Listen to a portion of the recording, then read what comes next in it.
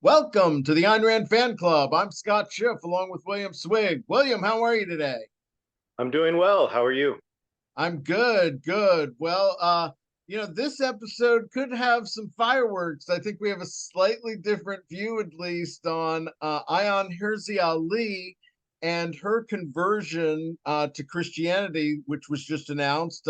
Just a brief summary. I started following her 20 years ago when she was in Holland and she converted, away from Islam, and this was right after 9/11. She made a movie with Theo Van Gogh, Van Gogh's great grandson, I think, and he ended up being stabbed with a note through the knife saying, "Ayaan Hirsi Ali, we're coming for you next." She became a Dutch member of parliament. Then they kind of turned on her because they had embraced more of a multiculturalism. She ended up leaving there, coming here. She still has to have a huge security detail everywhere she goes. She has a target on her back, not unlike Salman Rushdie, who himself was stabbed 30 years later.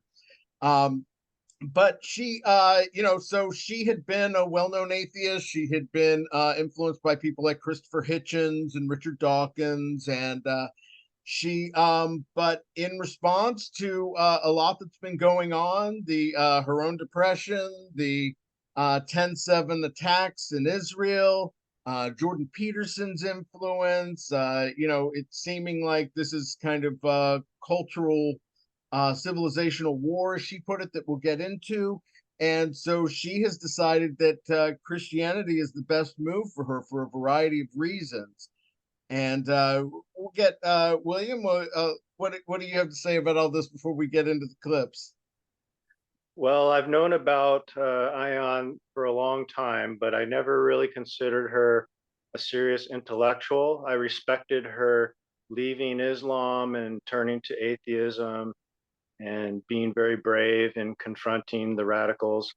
But I thought she was, pretty much a softie in terms of the intellectual movements, and mostly it was about her being, this attractive person who had left Islam and had come to the West, and all that was fine and good. But I'm going to be pretty critical about her in this episode, and so I wanted to start by saying I'm not a militant atheist. I'm not out to just crush all Christian belief or, attack Christianity. I'm mostly going to just try to point out some problems, I think, with her supposed conversion. And with that, I wanted to mention something that she says in her article. She mentions the rational reasons for believing in a God, and I actually agree that you can be a rational theist, and I think there are rational theists, but you got to give arguments. You got to have some sort of logic or reason backing up your belief in God. And even Ayn Rand, according to her letters, believed that you could have a rational, argument for God. In fact, in a letter to her friend Isabel Patterson in 1945, she wrote that I know, quote, I know some very good arguments of my own in favor of the existence of God, but they're not the ones you mention, and they're not the ones I've ever read advanced in any religion. They're not proofs, therefore I can't say I accept them. They are merely possibilities, like hypothesis that could be tenable, but it wouldn't be an omnipotent God, and it wouldn't be a limitless God. End quote. And there's a mention from the editor that Ayn Rand never mentioned these arguments again. So she never actually gave the arguments that she referenced, but I do think some exist, and it depends on your context of knowledge and the type of God you put forth. But I do believe you can have a rational belief in a God. So I just want to put that out there and give that context before we get into um, Ayyaan's article and the interview that she gave afterward. Okay, that's fair. I don't think being attractive stops her from being right or having good reasons for converting, but we'll get into that as the show goes along. In this first clip, she talks about being influenced by people like Hitchens and Richard Dawkins, who she describes as very different and even much more fun than the Muslim Brotherhood. But now she's reassessing those beliefs. In Holland, I made some atheist friends who said, this has nothing to do with religion. We've also struggled with our own religious darkness and intolerance. And so Christianity, they said, was exactly the same as Islam.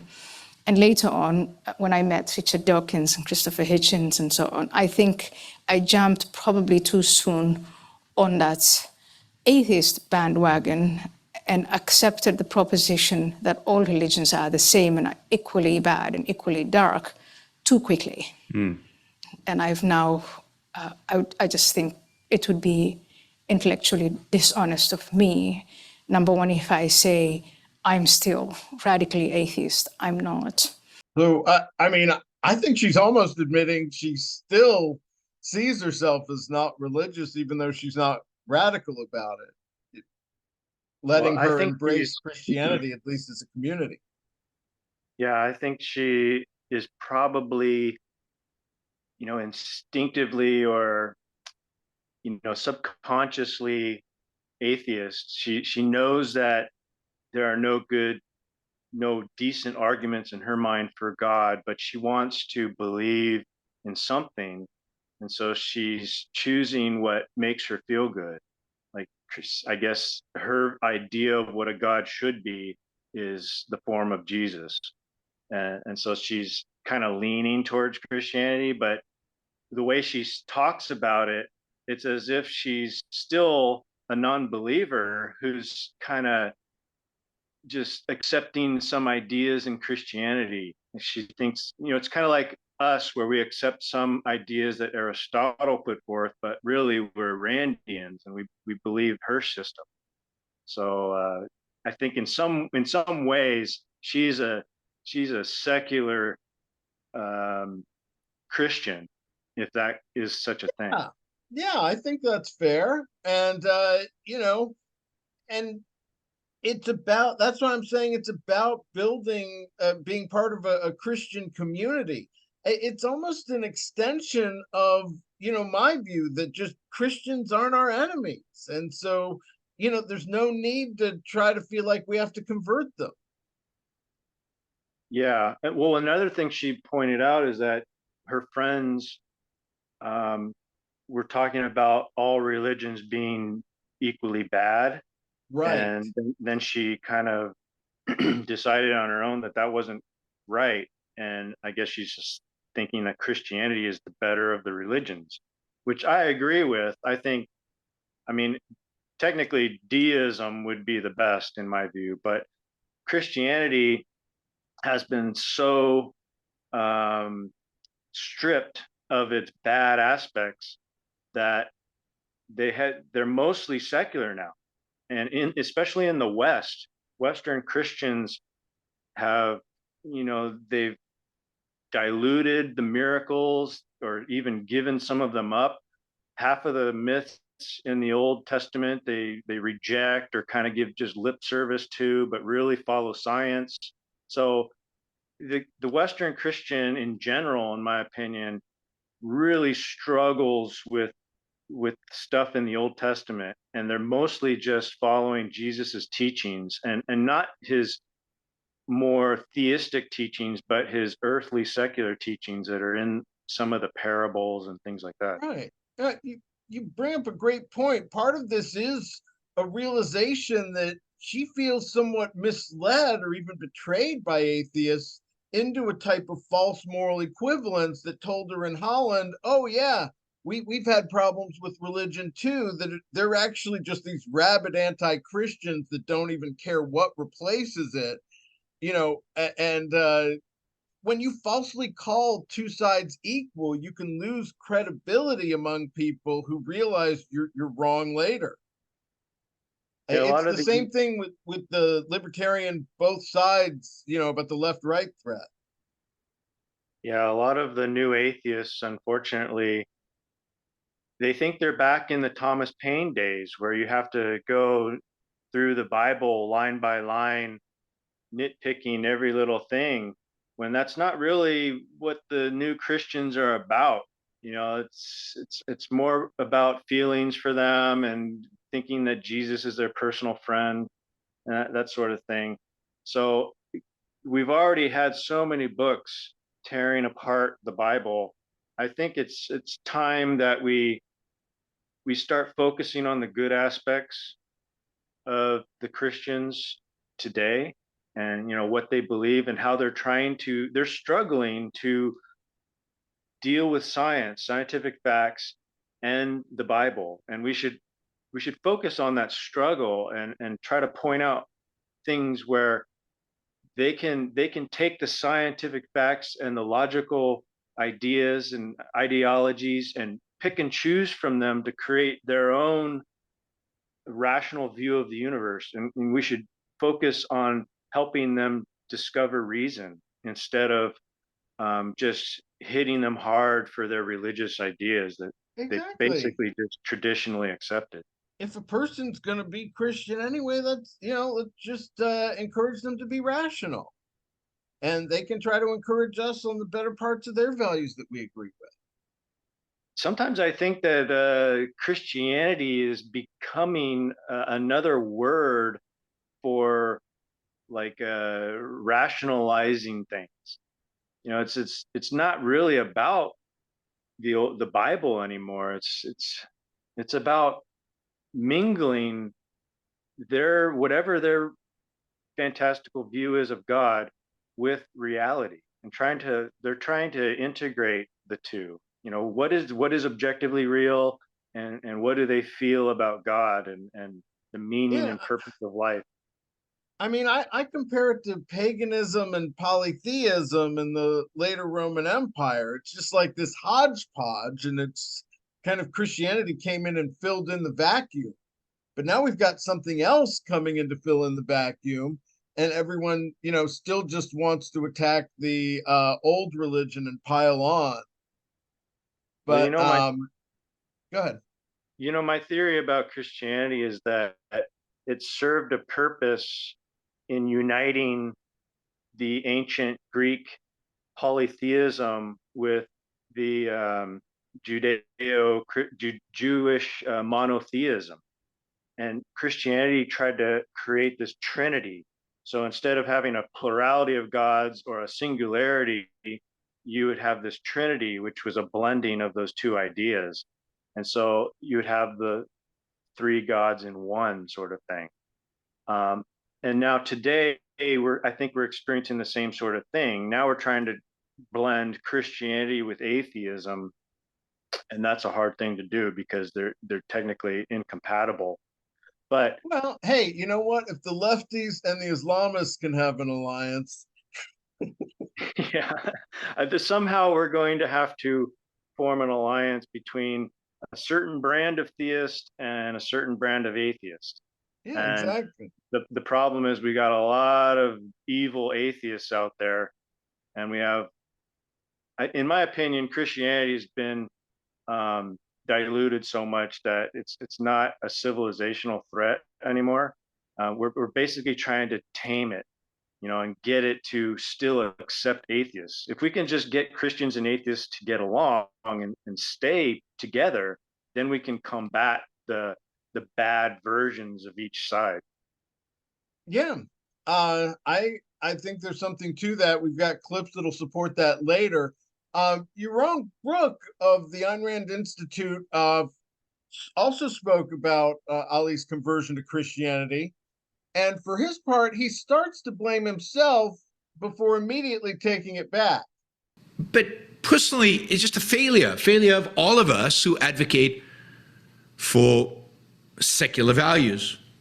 Now, I don't really think that, because I'm not sure you could have actually gotten to her. But the point is, it's a failure. Notice his initial reactions that we failed her. I think then he realizes at some level that that's not right. And so he immediately takes it back. But then he immediately says it again.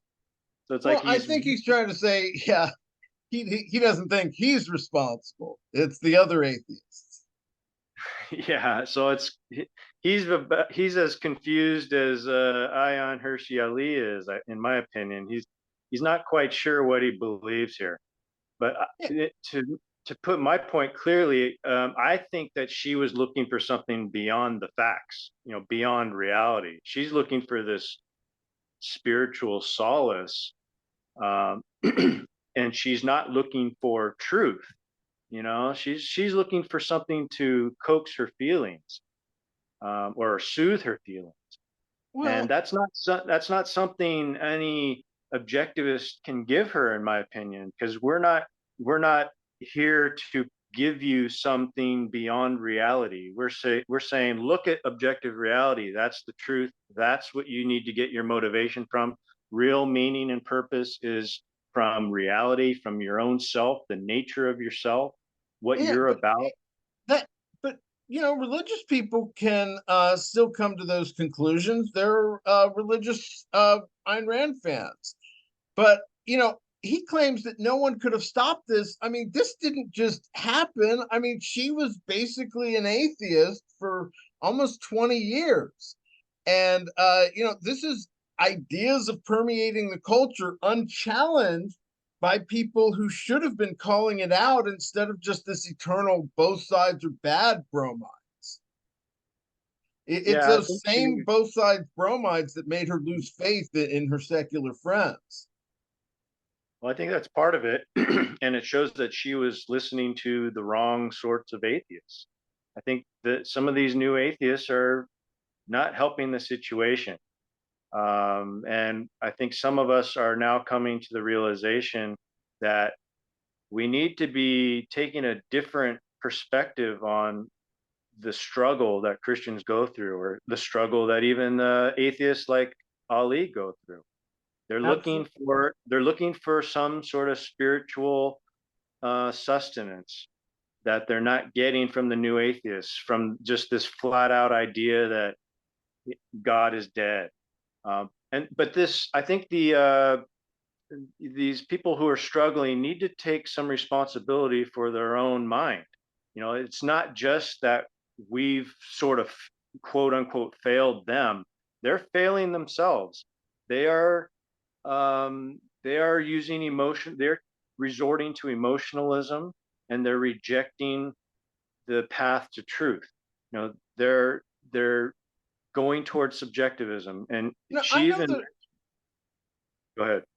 I know there's a psychological element to it, but just quoting from her piece in UnHerd, she says part of the answer is global. Western civilization is under threat from three different but related forces: the resurgence of great power authoritarianism and expansionism in the forms of the Chinese Communist Party and Vladimir Putin's Russia, the rise of global Islamism, which threatens to mobilize a vast population against the West, and the viral spread of woke ideology, which is eating into the moral fiber of the next generation.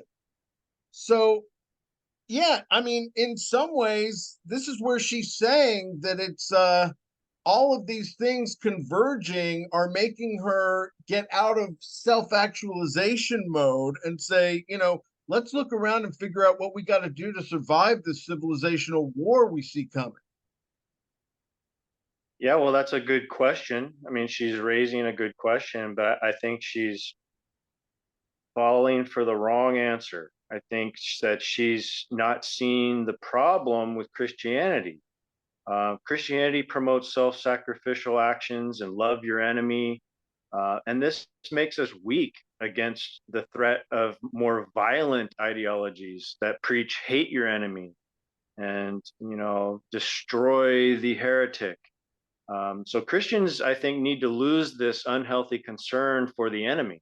They need to say, But this it is our hardly enemy. exists anymore. That I it was there's a clip of her talking about this. It was the rise of woke that made her see that destroying Christianity wasn't helping the culture. I didn't see the significance of it until the emergence of the woke movement, is when we were told, remove names like Easter and Christmas from schools, or remove any kind of religious studies from schools and expand everything with this and dilute everything. I didn't understand the significance of what was happening, but now that that's quite clear, and it is about dismantling our society brick by brick by removing every, again, meaningful edifice of it. That's, I think, when you stand up to them by telling the story of how and why all this came about, and again, transmitting it. You don't have to run around with the Bible. This is one aspect in which the new atheists have failed us, is they don't promote freedom of expression when it comes to things like, saying Easter and Christmas and all that. There needs to be some philosophical understanding of why it's okay to incorporate these religious ideas into certain public settings. And I think that's part of the failure that maybe Yaron is trying to express, is that we failed civilization by not providing these rational arguments for securing the rights of Christians to use these public settings for their own desires. What's an example of that? So like if you have a town hall and it's in a Christian community and the Christians want to put a nativity scene for Christmas on the lawn of the town hall, right? I mean, I think you should be able to do that. I think it's a public grounds, and the public should be able to use it for things that are non-violent. They shouldn't be able to just drag people up there for, lynching forever. Not being able to do it is just another cultural marker on Christianity's waning influence. And so this just goes back to a balance of power philosophy, where you try to rally up the people that are getting downtrodden by this corrupt system. Yeah, well, it's hard to explain, but so if you were to say the woke people should be able to use the public settings for their own expressions, well, what would their expressions be? Drag queen story hour? Yeah, would it be something that's completely obscene, or not rational, or what standard are we using to? It's anything they can call you a bigot for if you question it. Yeah, so I mean, I would go so far as to say, look, if it's a woke community and it's truly an expression of the community, then that's what the public setting is going to be used for. And it's sad, but as long as it's not violent, as long as they're not doing something violent there, or calling for the murder of Jews or something, then just displaying some scene of a slave being enslaved or something like that, if that's their woke ideology, well, that's not violent for the community today. That's just an expression of the history. So I'd say it's unfortunate that the community's woke like that, but the public setting is for the public to express their ideas. And right. if that's what happens, that's what happens. So I'd also say that the public setting should be used for everybody. So if everyone wants to put a little scene on the lawn, then maybe that's what happens, and you have competing scenes. Yeah, I mean, to me, it's more that she's saying that she sees, critical theory aspiring to tear down Western civilization by vilifying all of our history. And Christianity is just part of it that they're tearing down. It also includes reason, the rule of law, objectivity. Yeah, And so So we need to decide, like, as a nation, what are our values and what are our principles, and then defend them. This is a problem I have with letting socialists, into our government. Well, we're not a nation based on socialism. So Well, why that should ship we be has sailed. allowing? Yeah, Um, so you need to have some sort of principles and standards and then defend them. Otherwise, you're not a nation. You're just a conglomeration of whatever violent forces can take over the government. yeah, like late Rome. But Yaron, for his part, seems to be telling Ayaan that she's not seeing the right enemies. It is a failure, a failure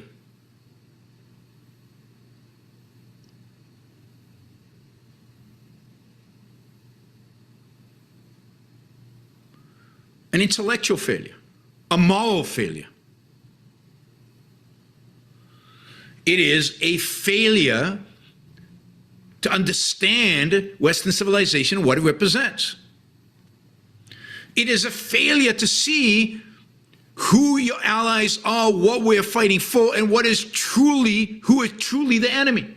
I don't know what It, his to him, the enemy overall. is virtually anyone that's not an ARI objectivist. So, Well, he's contradicting himself, I think, in a pretty big way. Here he says that Ion fails to intellectually and morally understand Western civilization. Yet earlier in his podcast, he was calling her a hero and valuer of Western civilization who, quote, gets the West. So, I mean, which side is he taking? Like, which position is he taking? Is she this great hero of the Western civilization, or does she just completely fail at understanding it? So I don't know what his overall point is, and I think he needs to make up his mind either way. Is she a hero of Western civilization or not? Or is she just a fake, who doesn't understand anything? And in my opinion, she's not that great of a thinker. I've always thought this, and I wasn't impressed by her. I think she's pretty much a second-handed intellectual, and well, Iran might actually be blinded by her beauty. I think. I don't I know think that it might that's be an fair. actual thing. What I think is unfair about Iran is that she has been consistent. She said back then that Western civilization was worth defending against Islamism, and she's saying the same thing now. In fact, in her essay, she says, "But we can't fight off these formidable forces unless we answer the question, what is it that unites us? The response that God is dead seems insufficient. So too does the attempt to find solace in the rules-based liberal international order. The only credible answer, I believe, lies in our desire to uphold the legacy of the Judeo-Christian tradition." And that's how she's trying to kind of rationalize, taking this, basically becoming a Christian without explicit faith. One thing I do agree with Iran on is that I don't think she truly understands Western civilization. I've never really thought that she understood this in any, detail or fundamental sense. Well, what's the So, basis of that charge? so because she's saying that it's we need to uphold the legacy of the Judeo-Christian tradition, and she talks like Western civilization began with the Judeo-Christian tradition when it began in Greece. And Yaron makes this point that the Western tradition, begins before Christianity ever was a thing. So why Right. But it there's this was, I lumping. mean, we can't just write off that part of history for all its warts and everything, the way it had to, get it transmitted from some Muslim countries, and, the way that Aristotle kind of seeped back into Western civilization. But all of that is a part of it, the hits, the misses. And this is a point that she makes. Here, Ayaan says that the Enlightenment itself came out of the Judeo-Christian tradition. Classical liberalism, but equally socialism, by the way, these are products of this Judeo-Christian tradition. There have been all of these debates within Christianity about tolerance and how much scientific inquiry and how far do we go that, the human rights and where does that stop. These are all children. The Enlightenment is a child of these Judeo-Christian traditions. And I think you have to recognize that, because otherwise you're literally cutting off the fruits. It's just, where we are today includes everything. And you can't just say, everything bad was Christianity and everything good was seculars. Yeah, but she's only apparently seen one side of all of this. She's focused on any sort of contribution from Jews and Christians and the Bible. And I don't want to downplay those contributions. I think there is some tradition of criticism within Christianity. There's even a tradition within the Bible and the Gospels of Jesus confronting people and debating them and having arguments with people, and joining the heretics and trying to be friends with them and convert them. So there's this whole tradition of accepting the heretic and debating him, even within the Gospels.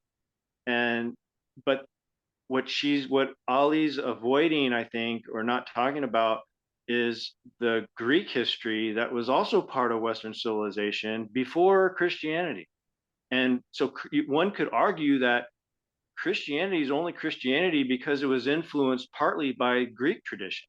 But the Greeks get credit, the Egyptians get credit. Some of the, even Jewish and Christian traditions stole blatantly from the Sumerians. So, it just, that's the broader point, that it's everything. Can't just pick and choose.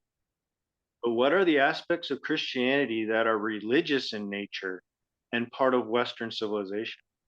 What were the religious elements that contributed to Western civilization? My argument is that it's the stories they told themselves. Yeah, but were they the religious stories about creationism and all of that? Is that what Western civilization is about? Or was it the moral philosophy, parts of the ethics, or it's even different for some people used it for blatantly political purposes. Some people, tried to stay monks their whole lives. Yeah. Well, here she's talking about the tradition of debating. Like within Christianity, there were these sects that were debating and arguing. Well, that's not religious in nature. Every community goes through debating and arguing. Right. But we evolved out of a Judeo-Christian culture. Okay, but parts of the culture were secular. They're not religious. It's a blending. If you understand Western civilization, it's this mixture of elements, mystical and rational. And I'm saying that Western civilization is mostly just that rational element that carried through history. But in that, it's both. These are within individual people that were maybe somewhat, rational and somewhat religious. And I don't, it's not the hugest point. I just think that whether or not you said yourself that Jesus was encouraging debate. I'm saying that Jesus was a secular moral philosopher. I'm saying most of his life was spent among the people, talking to them within their own context and trying to convert them to his moral system. Now, but you're just trying to really micromanage the whole, Jesus wasn't acting Christian here. Well, he was the source of Christianity. He's not. But to them, the divinity is Jesus, the person. It's everything he did. Jesus was confused about God on the cross. He's like, "Why did you reject me, God?" Yeah, And I he's like, just so he was not exactly the Messiah that the Jews wanted, which is why the Jews didn't accept him as the Messiah. He was this other thing. He was this person. He was a human being, and it was very hard for people and even that Jesus to was accept perfect. that. Yeah, that he was a perfect person. He was a sinner. He wasn't a perfect God. So people Oh, turned him into that. Jesus was considered to be perfect. Well, I don't know if he considered himself perfect, maybe, but that wasn't his real message. His message was about forgiveness and Yeah, but I mean, there were all sorts of different messages. People become, I what she is saying is that I think this is my interpretation is that atheists have been too dismissive of our whole culture because they've been so obsessed with saying I'm not religious that just reject. It's like there were the Greeks and then there was this like black hole in time for 1500 years. It's I think all there's two problems. connected. Well, I agree with you in part because I think there's two problems here. On one hand, the new atheists especially are way too focused on criticizing religion and attacking it. And then the religious people, especially the Christians, are way too focused on attacking atheists and crushing them, treating all Mhm. atheists as the same.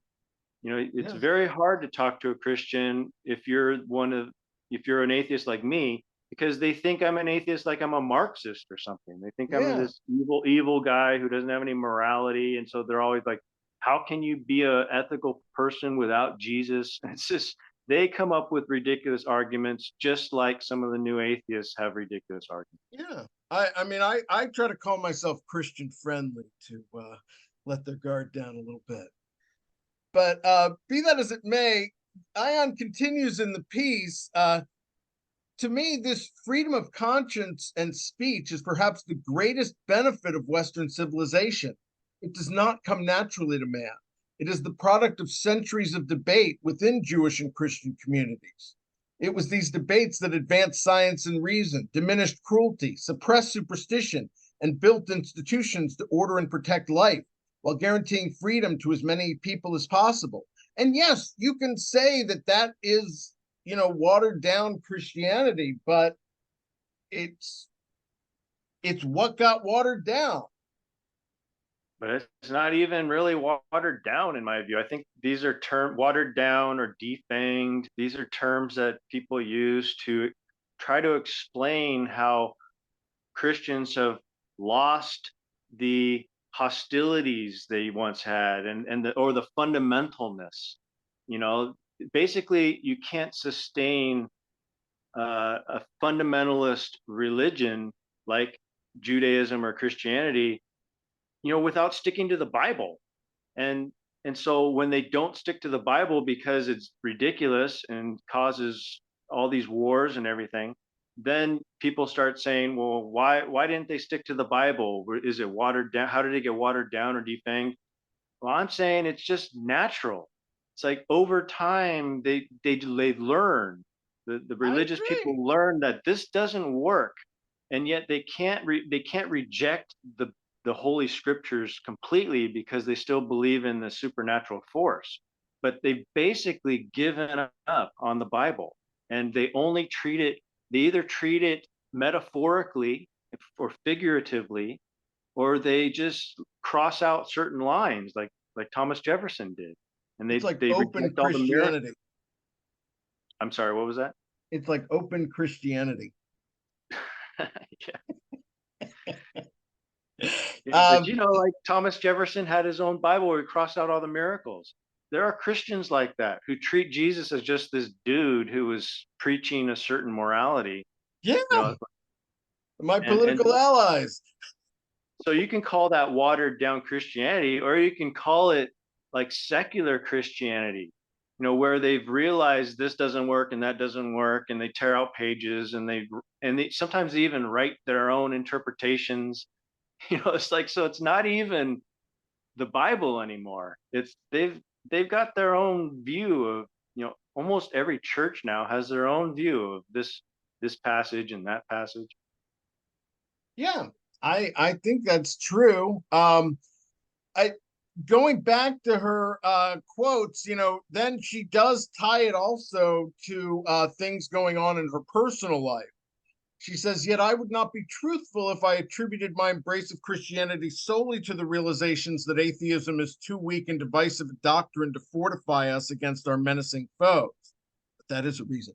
She continues, "I have also turned to Christianity because I ultimately found life without any spiritual solace unendurable, indeed, very nearly self destructive. Atheism failed to answer a simple question: what is the meaning and purpose of life?" And in Well, this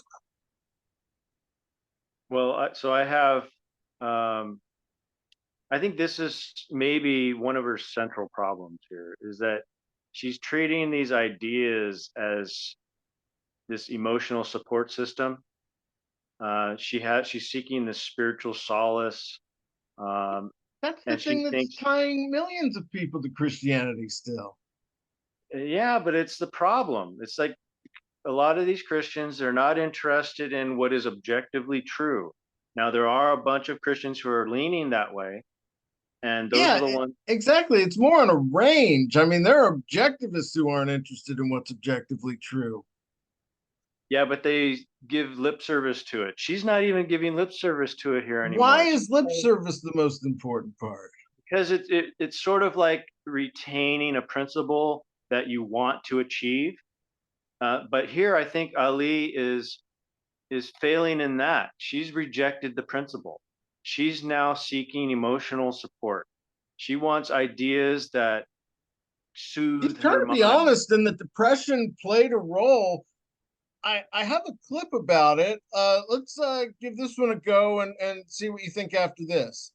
I went through a period of crisis, very personal crisis of fear, anxiety, depression. I went to the best therapists money can pay. I think they gave me an explanation of some of the things that I was struggling with, but I continued to have this big spiritual hole or need, as you call it. I tried to self-medicate. I tried to sedate myself. I drank enough alcohol you could use to sterilize a hospital. It would not, nothing helped.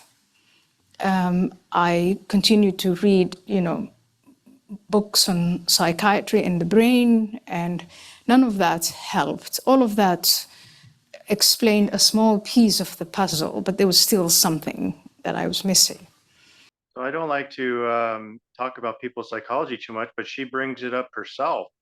Sounds like she isn't psychologically healthy, and she might actually want to check for some sort of chemical imbalance, because that might cause depression. I don't I know if her mean, therapist, I don't know if her therapist did that. Who many knows? people But she get did. depression later in life. They become religious later in life. I mean, ultimately, she was having a spiritual crisis that nothing else was helping. She was already having this kind of political leaning to Christianity because of the civilizational stuff. And, if it took her out of her depression, even paying lip service to faith, if that, or even just going on this journey that she doesn't even necessarily believe on a certain level, I don't want to tell her she shouldn't try that. These depressed people, I mean, they ultimately will harm themselves if they can't find another solution. Well, I'm all for her pursuing happiness, but not at the expense of facts or objective knowledge. I think she's making a mistake. She should pursue the science, like I was saying. There might be a chemical imbalance, or there might be something else that she can do to fix her depression. Um, She said she'd already tried those things. what I about mean, drugs? I mean, she could take some drugs. She didn't. She said she became an alcoholic to try to do it, but that's not the way. she I said mean, there. self-medicating. I'm sure if she was doing therapy, they put her on some sort of antidepressant. Well, she didn't mention that, so I mean, Well, that's true. Not she should everyone. be clear. It's not everyone goes into all their pharmaceuticals. She seems pretty open, though. I mean, admitting that she drank more alcohol than you need to sterilize a hospital. I mean, she's very colorful in her language, and I can see why she's appealing, because she's a great speaker and he writes good books and things like that. But she talks about all her fear and the crisis she went through and the spiritual hole. It I doesn't mean, follow that she's going to then list all of her antidepressants. well, why not? She, I mean, I mean, I don't think it's enough of an inference to say, that's she just hasn't tried that. But the point is that, this is something that Christianity and religion, providing just even a sense of community and, a support network.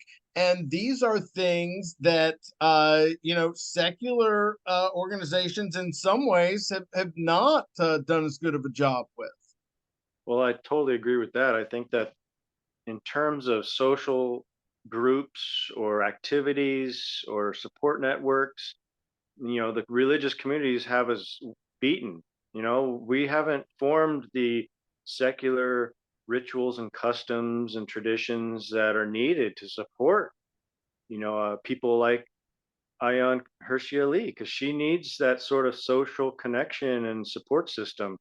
And in that way, that Just might be her, one. or is that normal? I'm not saying it's normal or abnormal. It's just some people are more social and some people need more involvement with the community. It's different people, and so if you want to start a large movement and form a society or nation, you need to be able to support those sorts of people because everyone's different. And Yeah, if and I mean, at least to build a coalition, because anything you want involves getting a group of people to help push for it. Yeah, I think one drawback among individualists who are sometimes solitary or can find pleasure in their own existence and solitary existence. Like for me, I can just run off to the mountains and go hiking alone and I'm fine. I enjoy nature and things like that. But if you're the type of person who wants to be around other people all the time and you get your emotional solace or your consciousness gets soothed by being around people and going to parties and church gatherings and things like that, that's what you need. That's what you crave, and those are your values.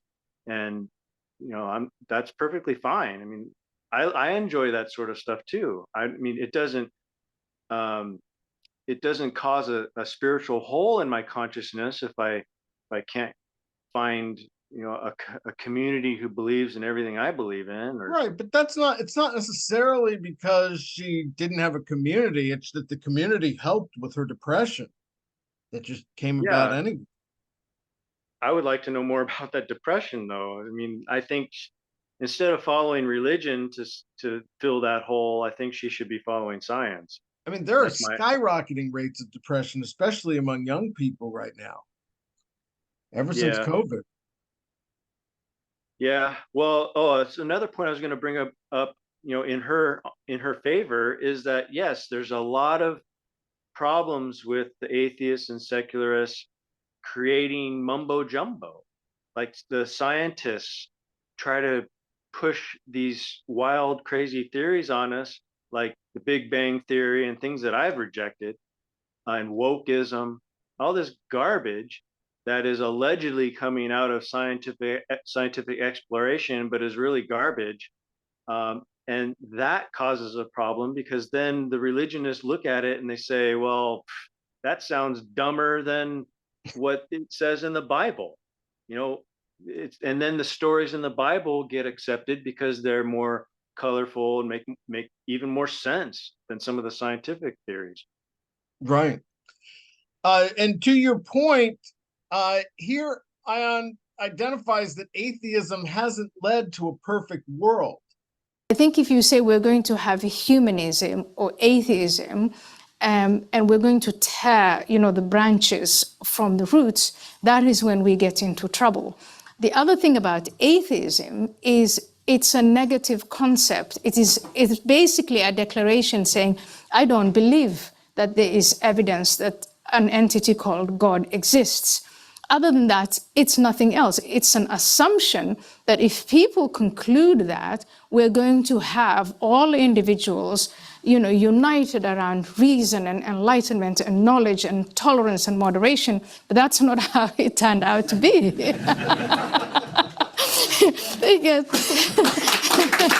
She's sort of straw-manning atheism or atheists. She's trying to compare atheism to a religious system when that's a false comparison. She understands that atheism is just a negative belief. It's not comparable to a religious system like Christianity. She should be comparing it to a full-blown system like objectivism or even like Marxism. She clearly probably doesn't like Marxism, so she could say, look, Marxism is this big belief, and in this way it fails compared to Christianity, and she might be right. But then she should go to other systems, and she could go to any other system, objectivism or secular humanism or something like that. I think the point is that, to the extent we value objectivity, there is no immediate judgment we can make from hearing someone is an atheist versus they're, consider themselves Christian, for example, because, the level of they could be a secular Christian that's pretty rational in their day-to-day lives, pretty reasonable in almost everything besides their belief in God. And yet you've got this atheist that's like this woke ninny telling you that you're a cis supremacist. Yeah, because you well, I believe in agree. definitions. I think some people on both sides, they straw man each other. So you have to delve into a Christian's beliefs in order to understand what sort of Christian they are. And just like you have to delve into an atheist's beliefs, and even more so with an atheist, because like she says, atheism is just a negative belief. It's nothing.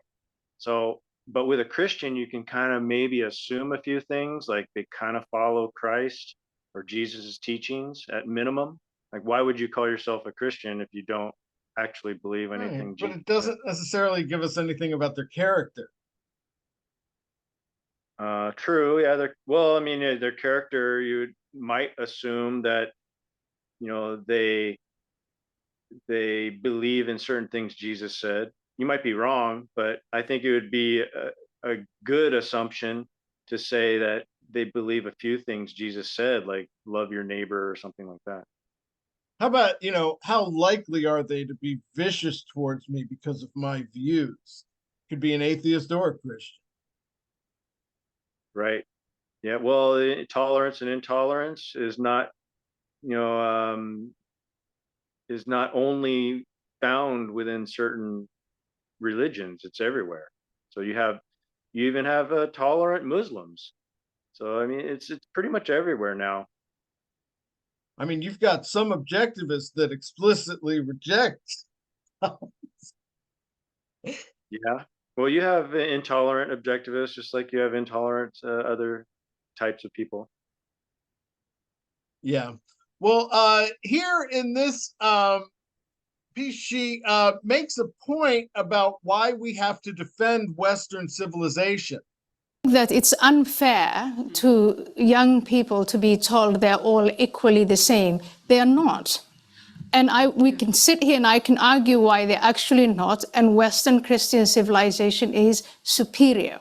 And so I think at some point we have to be able to say that. And if we don't do it, then these other narratives will come and fill in the void and take it one step further, as the woke are doing now, by saying, actually, Western civilization is based on exploitation and slavery and colonization. Let's decolonize. Now, if you go to American universities, and I'm sure this whole decolonization nonsense is here, what they're really teaching is that because this is all, Western civilization is only based on these, colonized, exploited, robbed, and raped peoples, let's reverse the roles. Let's destroy everything, do that to white male heterosexuals, and start with a clean slate. Well, I agree that having a unifying story is important. Um, and I think our unifying story should be the story of logic and science. You know, you use logic and science to figure out the history. So you have a unifying history of what actually happened. And you also have the facts that teach you what is good and moral, and you know what politics are proper for your nation.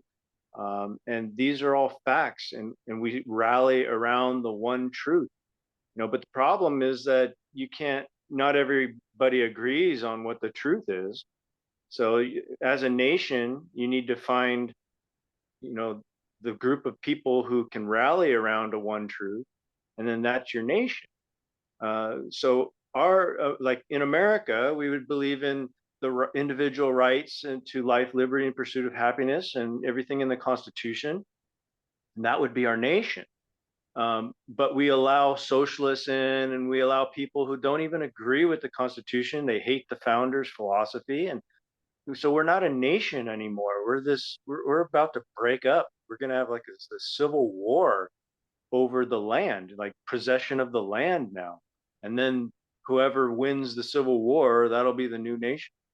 So But to I think, counter what you're talking about requires building a movement. yeah, and I don't think you can do that anymore around Christianity, because we're not a Christian nation.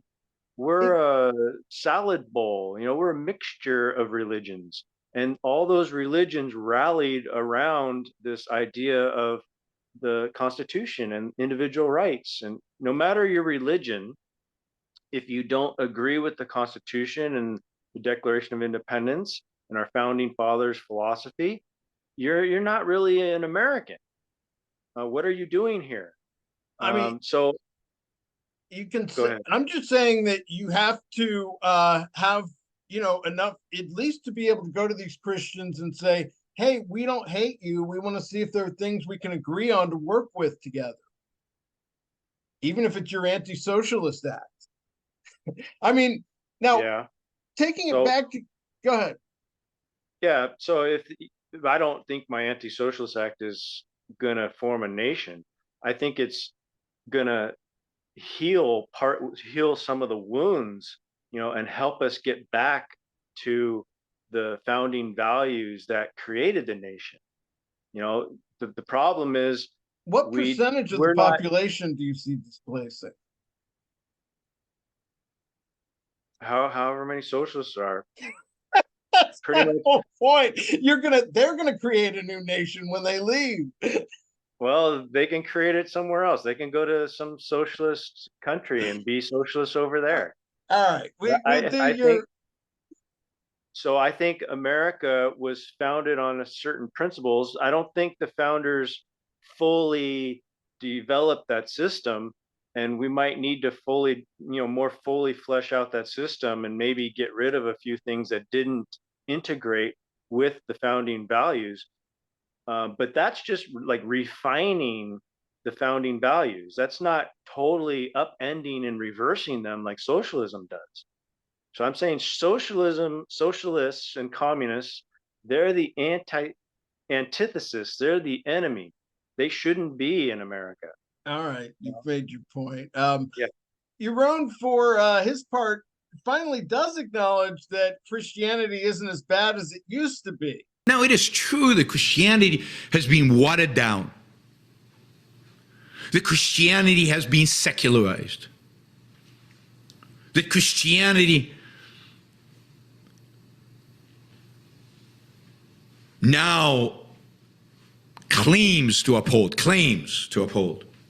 human life, freedom, and dignity. But even then, look at the integralists, the national conservatives. Are they advocating for freedom? Dignity? Whose dignity? Human life? Some, but not all. And how was Christianity watered down? What was it watered down with? It didn't evolve. Christianity didn't evolve. It was watered down. It was watered down with reason. It was watered down with a respect for individual rights. It was watered down with Enlightenment values and Enlightenment thinking. Again, I don't think it was watered down. I like his description of it as secular. I agree with that. I think a lot of Christians have become secular, but I think they became secular because of the tolerance they had for certain scientists. It took them a while. I mean, they abused a lot of scientists, but eventually science was able to gain enough steam and enough facts to overwhelm the Bible. And, rational people just started choosing the scientific facts over the Bible. And that's how they got rid of some of their mystical beliefs. So I think that's what's happening, is that there's just this natural progression towards factual knowledge, Right. and that's gained by science. And why are we going after them just when they became good? Yeah, we should recognize that these are people who are struggling to accept scientific facts, and sometimes they have reasons for struggling because the science is so ridiculous. We've allowed some of the science to become ridiculous. So we need better scientists. We need better rational arguers, people who can come up with these arguments that will convince religious people. Like I was convinced by Ayn Rand, so I, and that was basically just through her philosophy. She came up with an alternative to my Protestant religion, and then that's what made me realize I was wrong. Because there's something that's truer, there's something that's better, But there's a and problem. I recognize that. There's a problem at the organizational level where if someone wants to consider themselves an objectivist, then there's like the secondhand concern that people in the group aren't going to like it if you're seen sanctioning Christians. There's at least a little bit of the Ayaan Hirsi Ali thing that they're angry with her. They see her almost as an atheist apostate. Maybe. I just see her as someone who's really struggling. I mean, I don't really know what's going on in her mind, even though she talks a lot about what's going on in her mind. I think there's something there that she's maybe not telling us, like you were saying, like maybe she doesn't want to admit to certain things. But from what she's saying, it's interesting to me that her arguments are not about why she's a Christian, even though the title of her essay is Why I Am Now a Christian. She admits that she's basically just mimicking or parroting, Russell's essay, Why I Am Not a Christian.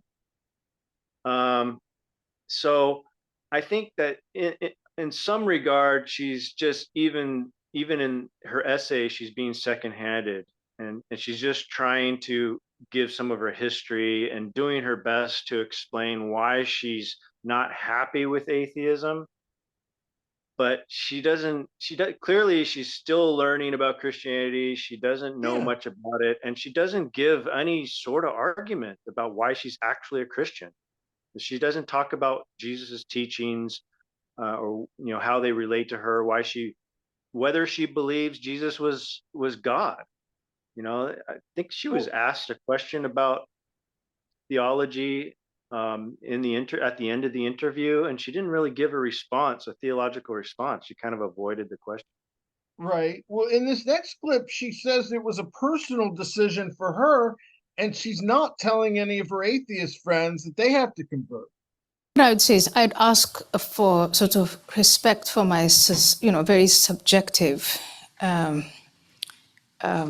like I said, there's this need that I have for spirituality, and I think that I'm getting somewhere with having that need met.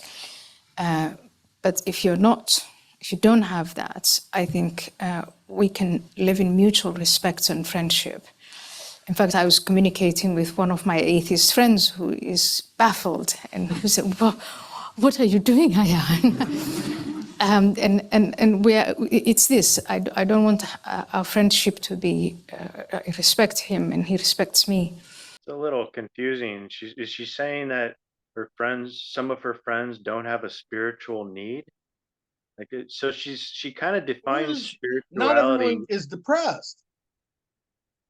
Yeah, I mean, it sounds like she's saying she's got this thing in her that other people don't have, which is this spirituality need or need for some spiritual system or belief. And I don't think that's the case. I think most people, they, their consciousness needs values, and they need, they need to have some sort of beliefs or principles to feel good about themselves too. But most people, in my view, they look towards, you know, non-subjective things. They look out towards reality, and they're more materialists. I think she's saying that I'm not saying mine's the only right way. I'm still going on this journey. I'm not telling people to convert to Christianity. It was just a subjective decision that I made that was right for me. And that could mean, she when she started going to church, her depression let up a little bit. Well, I'm glad she's not, a fundamentalist evangelist or something like that. And she is a good Christian in my view. Well, I mean, I don't technically think she's actually a Christian, but in the way she's presenting her Christian belief, she's good in that regard because she doesn't thrust it upon other people, like in the medieval days. She's not a crusader. She's not an inquisitor. So, I mean, in some sense, she's just a tolerant Christian who can get along with atheists. Um, but I actually don't think she's a serious Christian. No, and that's supposed to be good from objectivism's perspective. um, or Ayn Rand fandom, whatever you want to call it. In this next clip, she's almost confessing that she's choosing to believe these stories. That there are stories, and I choose to believe the story that there is a higher power. Again, what that means, I'm still developing, I'm still learning as much as I can, but I choose to believe in that story because the legacy of that story is what we're living through. So yes, it's partly pragmatic, and yes, it is partly personal and spiritual. And it's a story I like because it's a story that says human life is worth living because it's in the image of God. And instead of seeking God somewhere out there who's ordering you to do all sorts of things, God is something in you. That's much, much more appealing to me than the story of there's nothing there. You have no more value than mold. And that's atheism. Kind of sounds a little like she's a born again Christian. She believes Jesus is like in her or part of her. So I see that as an individualist view of God. yeah, So I mean, it's it can be taken positively or negatively. Like if you believe Jesus is in your soul, then do you believe there's a God outside of you? Do you believe in an external God or not?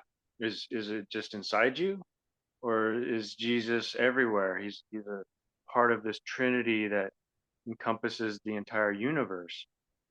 So she's not very clear. What I'm saying is she's not very clear in her beliefs. Although she says she chooses to believe the stories, I don't know exactly what stories she believes, other than there's a higher power. That the higher power is very vague. It's a very vague term. I mean, there are secular higher powers. Clearly Biden thinks he's a higher power. So you can look at a king. A king is a higher power. I mean, does she believe in a supernatural entity? That's the question, I think. but you know what? Do we have to press her on that? Can't we just let her have her thing? And as long as she's still defending Western civilization, she's an ally? I don't know. I personally, I'm not interested in pressing her, but if she's positing Christianity as like the unifying story to save our civilization, I think she should have a clearer view of what her God is and what Jesus is and what Christianity means. Like, how are you going to unify people around Christianity if you can't explain the story? It's like she's saying there should be this unifying story around Christianity. Well, what is it? She's You saying know? she wants to get closer to Christianity, not even, and because she likes the story, she likes where the Judeo Christian tradition has brought Western civilization. I see this as more of an indictment of the secular liberty movement in not being what she wanted in terms of defending the most violent forces of faith on the planet, the Islamist woke alliance. Well, it's pretty easy to condemn the woke alliance. I mean, we've been doing that, over several episodes here. So I have no Right. problem. I have no problem doing that. I'm just concerned with what she's trying to put forth as a solution here. Like, what does it mean to say that we need to turn to Christianity to But defeat she said all she's these? not trying to tell you to turn to Christianity or any of her friends, just that it was the right decision for her. But I think it is a vote. I mean, this is a woman who pays for her security, and so it makes sense that she's kind of choosing her community security as well for what she is openly calling a civilizational war. Okay, I mean, that's what she's saying. But what she's also saying is that to save Western civilization, atheism is not enough, or secular humanism is not enough. That we Certainly need not enough numbers. the Christian stories or the Judeo-Christian tradition. And we need to rally around the legacy of our Western religions. So I want to know, what does she think that means? What does she think the Judeo-Christian tradition is? What are the values? What are the stories? And that has to do with her own beliefs. Like, what does she believe we should rally around? He addressed So, some of that. She sees even the traditions of free speech coming out of the Judeo Christian tradition. She likes secular, liberal values, but she is just saying that that is part of Judeo Christianity. okay. I mean, if she thinks free speech is comes out of the Judeo-Christian tradition, she could argue for that. I don't think it would be a very good argument. I think Jesus, in some regards, thought of himself as, a free speaker, and he died for his speech, like claiming, that he was uh, what the new incarnation of God or something, or whatever he claimed. And then the Jewish elders put him to death for that. So, in some regards, he died because he was speaking certain things. He was saying certain things, but that doesn't mean he was a complete advocate for free speech. So I don't exactly I understand. understand that. I guess for me, she's now in the same category as Abby, for example, who's been Christian all her life, but she's pretty rational as far as I can tell, and she's got she sees the threat from the right areas, so I don't have to nitpick every one of her beliefs. Yes, as we get to know each other personally, stuff's going to come up, and we'll talk about it. But I just, she became a Christian, but it's because of weakness that she sees on the secular atheist side. Yeah. Again, I don't really buy it. I think it's maybe part of the reasoning, but I think I, she says it herself. She was looking for this spiritual solace. It's not her. The main reason she allegedly converted was not this whole civilizational battle. I think that's just something she came up with later, I or she think was both were told. happening. I I I think both were happening at the same time. I think what happened in October 7th played a role when she saw the Islamic pro-Hamas rallies all over the world. I think maybe there were several factors, but when you dig down deep and you listen to what she was saying, one of the things she talks about is her sessions with her therapist. Yeah. And, her therapist said to her, I think you're spiritually bankrupt. And then said, if you were to create a God, what sort of God would you create? And then Ayaan said that she was thinking about that and that the God she would create looked like Jesus. So I think that her transformation or her turning towards Christianity is based on that, is her personal spiritual hole and the attempt to fill it. And then she comes up with these other civilizational arguments like, oh, we need to turn to this sort of Christianity to defend the legacy of the West. But And that was that's the already only, her argument before. I know, but the title of the essay is Why I Am Now a Christian. And I don't Yes, think it and has, it is I in don't think, response to Bertrand Russell's "Why I Am Not a Christian." but I Or don't think that her conversion has much to do with this whole civilizational battle. It has to do with her spiritual whole and her God, her subjective God looking like Jesus. yeah, I believe her when she says and even expresses that it's a multitude of reasons. Yeah, And and I wish she had gone into more detail about why her God looks like Jesus, what aspects of Jesus she admires, things like that. That's not what we got in the essay. So I'm just saying that I don't like. I think the essay is poorly written. I don't think the title doesn't match the content, and it's a disappointment. I think if she's going to explain why she's now a Christian, she should have gone into the details of her conversion.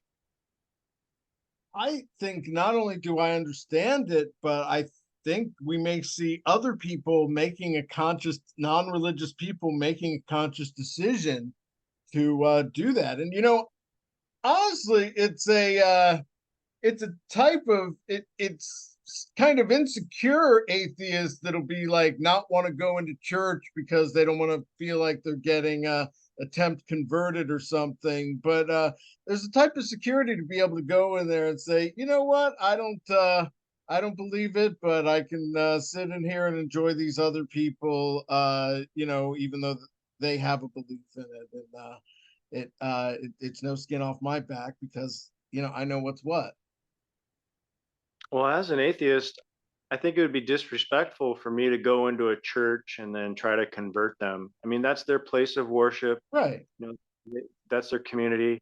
I don't really want to invade that. But if I were a militant atheist, I would like stand outside the church and preach, you know, things that are wrong about the Bible and try to, you know, convert them to atheism or objectivism or teach them Rand, or maybe I'd just talk about Ayn Rand and things like that. But I'm not that sort of militant atheist. I want to get along with Christians and just sort of gradually talk to them and Presumably, if you were a militant atheist, you wouldn't be into Rand because she didn't consider herself a militant atheist. that's true. I would probably be like a new atheist, and then I would be turning off people like you and Ayaan Hirsi Ali and everybody.